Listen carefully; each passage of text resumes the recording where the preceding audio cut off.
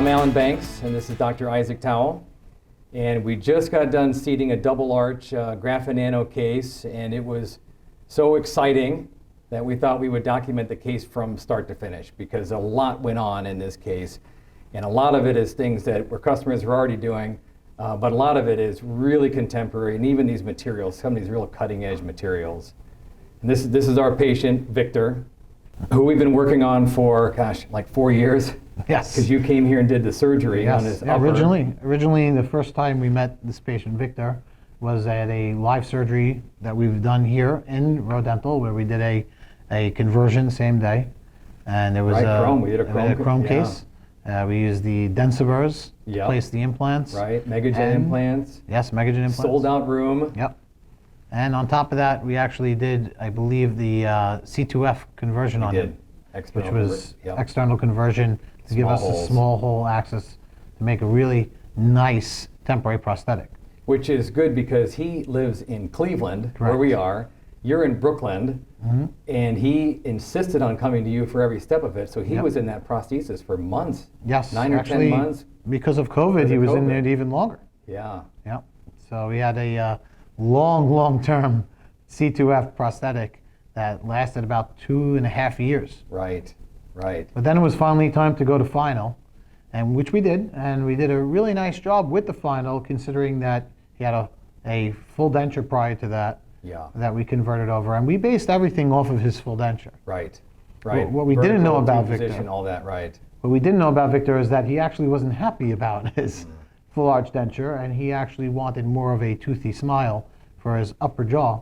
Because he really wasn't that demanding at the very beginning. No, he was just happy to have teeth. They evolve in their demands, right? He really just wanted to throw away that full arch denture and get something that he can really chew with that would be comfortable. Yeah, and he had a lower hybrid with implants when you met him, right? Correct. So it was actually a friend of mine who introduced me to him, and he couldn't handle the case, and so he wanted, and he did assist us on the surgery, and he watched us do the full arch chrome, and now he's a chrome user. Right. For basic chrome cases. Yeah. And Victor was a little bit more advanced. Right. But he did the lower, and it came out quite nice. But that was several years ago. Now Victor is looking at having a full arch upper, which he's now had existing for about a year. We made it metal free with Procera screws. Right. Full arch zirconia. Right. And he had a lower full arch zirconia. The first thing that Victor told me when he came in and he had the teeth was how come they click so loud, which is a common problem with zirconia in our patients. I would say at least 1 out of 10 of the double arches have that clicking sound when that the patient notices. They all have that clicking sound. Well, and you'll see because we recorded his clicking before seating today, and he and his wife were both talking about this clicking, and you'll see it, and I think it's even in the video leading up to this. Clank, clank, clank, clank. He just kept doing it, and he says people hear him when they're sitting next to him. They hear it at night, and then. And that's a full arch zirconia problem that's global. Yet we just accept it because that's our only alternative. Zirconia is the standard. Yeah. And we went metal free, which is great because we got to reduce the heights of the prosthesis if needed. We have the square axis holes are a lot nicer without these tie bases. I believe that there's a big problem with tie bases and zirconia fracture. And now that we can remove the tie bases, we can remove the metal componentry, we can actually make these prostheses a little bit thinner, which is wonderful, especially on our FP1 cases. But we did use the Procera screws for this. This was earlier, before we switched over, which we'll go into a little bit more detail. Yeah. And now Victor came back and he had a problem. The lower right implant that he had placed several years before was failing. And now we have to figure out another solution. So you can see when we look at the scan, if you look at the lower right, that Victor is missing some teeth there. So what we did was we sectioned the bridge in that area. We took out 1 implant, we placed 2 additional implants, and then we let them rest with some multi-unit abutments until he was able to remake the lower, which was about 3 to 4 months later. Which then his aesthetic demands came. I mean, demands, he's the nicest guy I've ever, but the least demanding patient that I've ever had. But he was right. He sent you a picture of himself correct 20, 30 years ago. So young guy, good hair, nice smile, and he goes, I want that guy. Right. He wants to rejuvenate himself Yeah. back. And you do notice when we look at this scan how we don't see a lot of his upper jaw. We see a lot of his lower jaw, which is typically traditional for most patients. As we age, our muscle structure gets a little bit weaker. So what's the first thing to happen is we get droopiness from the orbicularis oris, and then we start to show more of those lower teeth.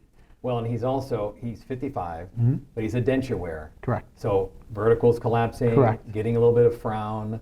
The tooth exposure is going to be different because of a Absolutely. worn out denture. We So don't he have went- that buccal vestibule from that denture holding it back out anymore, Right. which we didn't account for when we made the upper final teeth. So we said, you know what, since we're making the lower over, why not go ahead and remake the upper?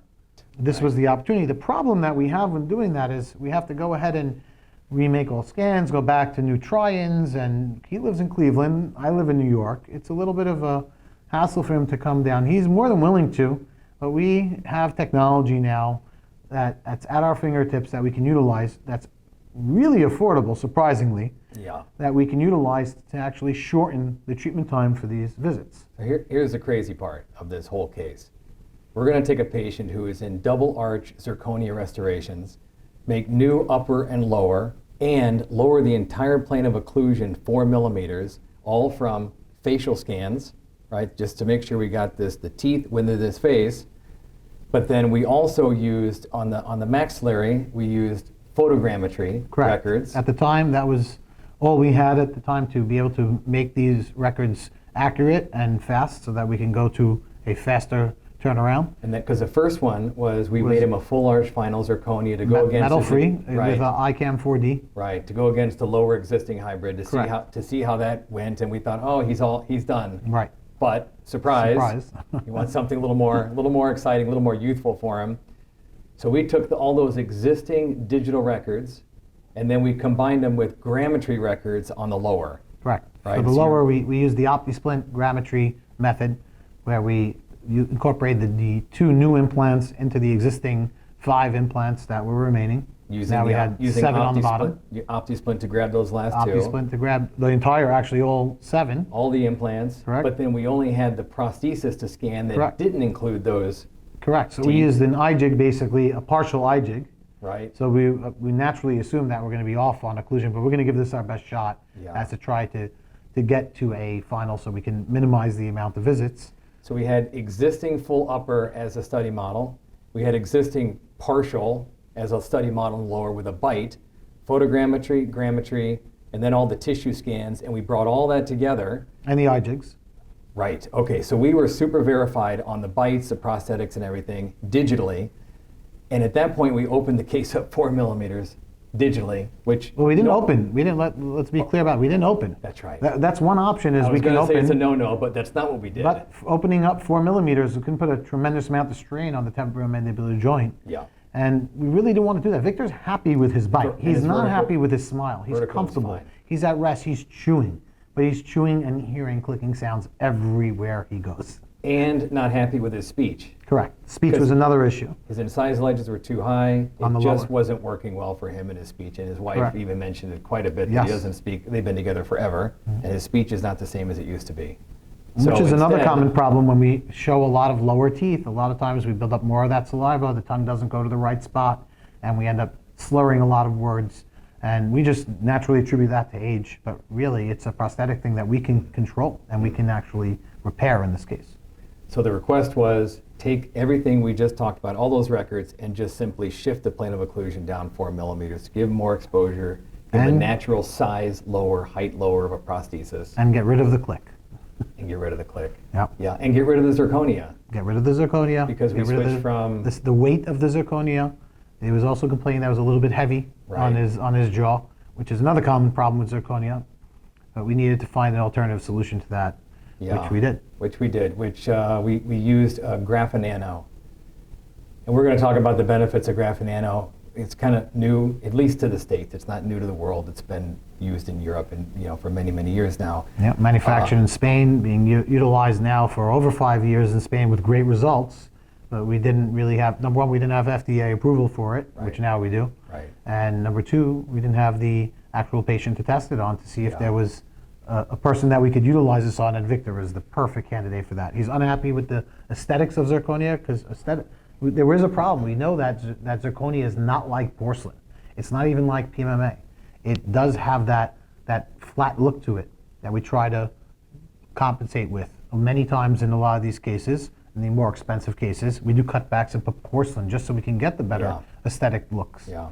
But zirconia against zirconia has been the standard, and we really wanted to try to find something that was going to look nicer, it's going to be lighter, it's going to reduce the amount of noise that Victor's hearing when he's at rest, if he's eating, if he's talking, he's still hearing these clicking sounds. We wanted all of that eliminated, and the nanographite material is going to, or Graphenano as it's registered as, will give him hopefully all three of those. And then we had to make sure that the photogrammetry fit on the top, that was still usable. We wanted to make sure that we can use the grammetry with the OptiSplint on the lower, and somehow manage to get all this occlusion, functionality, aesthetic demands, all satisfied with, and going from one visit to the other. So and here and without copings. Without copings, coping free. There's no articulation. Yep. We don't have this thing mounted. It just comes out of the mill and we make it pretty. So you can't do that with anything other than zirconia. I mean, you could do it with PMMA, but you don't use PMMA for finals. Right. It looks pretty, but it's not going to last. So this Graphenano allows us to mill full contour completely, use angled screw channels. Correct. It allows us to leave the copings out, no cement, and so you have the strength of this material. And I think it was, it went perfectly. It went perfectly. You'll see that. We were a little bit nervous coming into the case, but now that it's seated with minimal adjustment, I mean, really minimal adjustment. I think I adjusted for under a minute on the left side, just barely, just to get him into the perfect bite. And it was pretty good to start with. I just, wanted to fine tune a little bit on the left side. But when we can see here that Victor is wearing this zirconia, we use the facial scan to capture all these records.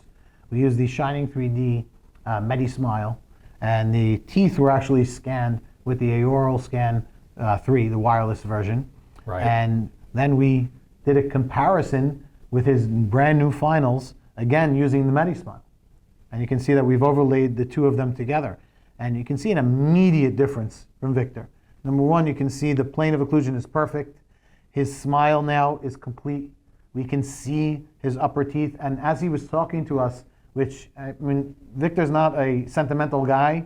He was very emotional today, not to the point of crying, just the sheer joy and thankfulness that we're able to accomplish this. Over and over, he and his wife both, over and over and over, were talking about the speech, the comfort, the aesthetics, the change, because he walks in with something completely different this morning. Completely different. Yeah. And the weight. When we took them out of the mouth and we had the two of the zirconia and the nanographite material together, and you just felt the weight difference between the two. Totally that was different. Already a step in the right direction for him. We showed him the clanking sound from the zirconia and how the new teeth don't clank. So he was pumped and excited to get into the chair to swap these out the second he walked in. I mean, the zirconia you have the two in your hands. It must be 10 times the weight. At least. More than that. At least. Yeah. At least. Zirconia is heavy, which is one of the reasons we like it, because it's very strong. Yeah. And now we have a material that is comparable. It may not be as strong as zirconia, but the beauty is that this will wear. Zirconia will not wear at all. Right. So we have that flexibility that it can wear with the patient as they age. And if we want to make a new one, this thing is really easy to mill. Mill it out, make it pretty. We did this really model. quickly too. We had this done with just in a matter of days. Yeah. Whereas with zirconia, we have to put this on an assembly line, and it takes a long time to finish this out. I would imagine that's a lot easier to control the staining as well using this material. That's not my department. That's Rose's department here. It's low heat and light. Right. It's not high temperature firing. So that makes it a lot quicker for a turnaround time as well. So it mills easier. You don't waste as many burrs cutting this thing down. And the beauty is, with patients, is we can always make new ones quicker, faster, easier, because tissue changes over time. Yeah. We're going to have some soft tissue changes over the years, right. no matter how good the material is. You can't just easily add to the intaglio. No. You have to make a new one. No, we have to. Often. We have to make a new one quite often with zirconia over time. So if we think about this as a 10-year solution, then in 10 years we can do this again at a very affordable rate, because of the fact that we're not utilizing these massive, heavy hockey pucks of zirconia, using a lighter weight, more flexible material that hopefully will withstand all the occlusal forces that Victor's going to put this through. Yeah, and maybe a little further too. You know, it's kind of a hot topic on the market is facial scanners. There aren't many out there. I think it's always been thought of a luxury item because they're $15,000, $20,000, and you think, well, I'm doing fine without it. But a case like this, where you're going to lower a plane of occlusion by 4 millimeters and not even do we didn't do a try-in. There was no prototype, no try-in. Patient walks in and we seat this. But one of the reasons we could do it is because we had his face, and we could design these teeth and add 4 millimeters and say, is that acceptable? Is that what we want? And you sign off on it, we manufacture, and in he walks without a prototype. I mean, that is very efficient, cost-effective and efficient. That's the beauty of it. You sent me the web viewer, exocad web viewer file of this. I played with the toggle to transparency so I can see the teeth that I scanned, that I know what they look like, and I can see what they're going to look like. And if we look at the before and after of this, they really match perfectly. You can see this was the smile design, and then if you just drop the transparency on the design and show the actual teeth. Oh yeah. Actually, if you can, just toggle it through slowly. You mean just turn his? Yeah. No. Put the facial scan back on, Oh. and let's just remove the wax up. Oh, okay.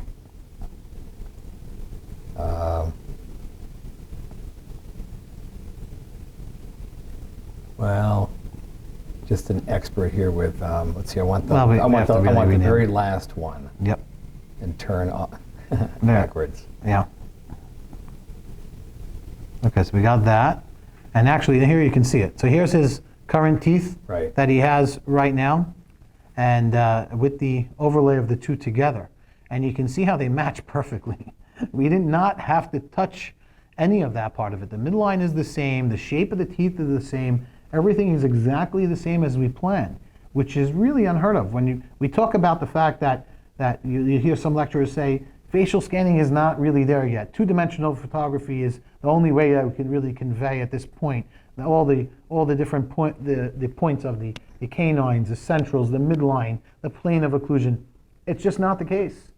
This specific scanner, the MediSmile from Shining 3D, was able to capture it perfectly so that we can match those teeth, which is the hardest part of this process. Yeah. The older facial scanners that I've used in the past were not able to do that. And that's why when you go to these lectures, you'll hear that often, that facial scanning is not there. If you come to any one of my lectures in the last 6 months or plus, we've been utilizing this technology without having to put any facial markers on. We can capture the teeth really, really well with this facial scanner. And there are some nuances as to how to use this, using a dark room, Right. putting a patient into the chair, which we did, and we have the video of that as well, rotating the chair to keep the head steady. There are some small nuances of it, but it's so fast and accurate at capturing the facial features and the teeth, which is the important part, the teeth. so that we can do this matching. And I would say the scan was probably 30 seconds. Yes. And you can either hold it and move it around the patient if they're having trouble, really controlling how they move, or the patient can just kind of oscillate around it, up, down, left, right. Which is what we did. We pop them into a dental Yeah. chair stool, and we just rotate the chair ever so slightly, let it capture all those features while the patient holds their smile for 15, 20 seconds. That's not a lot to ask for when we're keeping them in the CBCT for the same amount of time, Right. and they're holding that position. They can do this. It's not complicated. Plus, with the facial scanners that we use now, we can capture their eyes. So now we have point matching. We have features on the face that we can match our before and after, which is what we've done here. Because some scanners have a strobe, you wear glasses or you close your eyes, and you have to have, and the whole point of having your pupils line up with the smile in your eyes, I mean, that's part of the facial symmetry that you want to have. But a lot of other scanners, it won't scan facial hair. And if you're involved in full arch, you know that more than half of the men that walk in your office that need this, they have beards. I'd be a tough candidate if in the past, but not anymore. This is all hollow right here. Yeah. It doesn't. A lot of those scanners don't pick up at this at all, and they also they really struggle with the junction of the teeth and the lips. Correct. So if you're looking straight on, some of them will look good, but as soon as you start rotating or looking up and down, it's there is almost a concave fake tissue here that's bridging the lips and the teeth, and it really doesn't make it useless, but it certainly helps. It makes it hard to match. Really hard to match. Really hard to match. For sure hard to match because you have to do a point. Well, at If least you're not using the Well, if you- iOS and the face scanner, which if has you're an using, automatic. if you're using the Shining 3D workflow, Yeah. using the oral scan and utilizing the MediSmile, then the auto matching feature is just heaven. Right, Really, right. it'll actually it'll package it together so that you can send it off to a laboratory. Laboratory does not have to do anything from that point. It's got this BEB file that you can just simply send over and open into exocad automatically, Right. and it's already matched. But the struggle has been over the years trying to match these facial scans to the intraoral scanner, and that's been removed if you're using their technology. And even if you're not, if you're using just the facial scanner and you want to get the point matching and doing 3 points of matching, it's a piece of cake. Yeah, because it Thanks picks to up this. teeth. Thanks to the fact it picks up. your teeth, and that's what you need to do the points with the STL files from your iOS scan. So it still works if you want to just buy the face scanner from Shining and you already have an iOS, it works. But if you're really in the market for the whole package, and even with other items, printers, all that kind of stuff, Yeah, the affordability of the Shining workflow is incredible. The solution itself is completely affordable. Yeah. And people come to me and they'll say it's cheap, and that's not the right word. Cheap means that it's not a great product. This is as Oh, good no, as it's- any intraoral scanner, as good as any facial scanner, as good as any printer of that size Yeah. on the market. And the wash and cure system is just a pleasure to deal with. When we print teeth, when we do our next day smile design or same day smile design that we do at Row, where we place implants, we capture the grammetry, send it over using the OptiSplint, send it over to Row. Within 2 hours, I have the ability to start printing and take that out, put it into the wash without having to touch it. It just automatically does the wash beautifully by taking the build plate, putting it into the wash. Right. Self-cutting feature, take it off, pop off some of the support struts, pop it into the cure, and with a little glaze, and I'm off to the races. Within 40 minutes, 45 minutes, I have a set of teeth that I printed for my patients to wear without having to do the actual conversion process. So if you're not doing guided surgery and you don't have the ability to do the actual guided smile workflow for a patient, then you can utilize the design services, print out these teeth that Row will design for you in just under 2 hours, and start printing. That takes an additional hour. So let's say maximum 3 hours turnaround time. Yeah. So you can do next day teeth or even same day teeth if you do it early enough in the day. Yeah, we'll have to do a whole video on that whole workflow. Yeah, 'cause yeah, it's pretty fascinating. It's a great workflow, Yeah. which we've actually documented and shown at a couple of the conferences already this year. So that was Victor. That was Victor. 4.5 years. He left with his wife, smiling and happy, and not clanking. Not and- clanking. I mean, he was a new guy. And light, he felt as if he lost 10 pounds. Yeah, yeah, younger and thinner. That's Yep. our new Victor. And the color, that's the other part. The shade is just so much more natural looking than the zirconia shades that we utilize.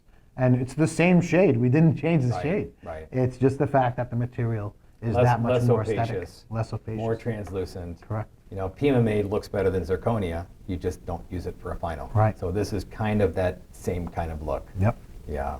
Yeah. All right. All in all, just an amazing experience to be able to do this in just an impression and then go straight to final. Right. With such a dramatic transformation as Victor had here. It was life-changing for Victor. Thank you for that debrief. My pleasure as always. Thanks for coming out here and working on Victor. And Yeah, it's always my pleasure to be here at Row and to see the new offices here for the full arch, which is quite impressive, I have to say. If you're in the neighborhood of Independence, Ohio, I highly recommend coming down here, which we did have a doctor visit and actually see Isn't that this funny? entire process Yeah, today. yeah. I'm sure that happens all the time where doctors are coming by, but they don't always get to see all this technology utilized, and we got to show it to them.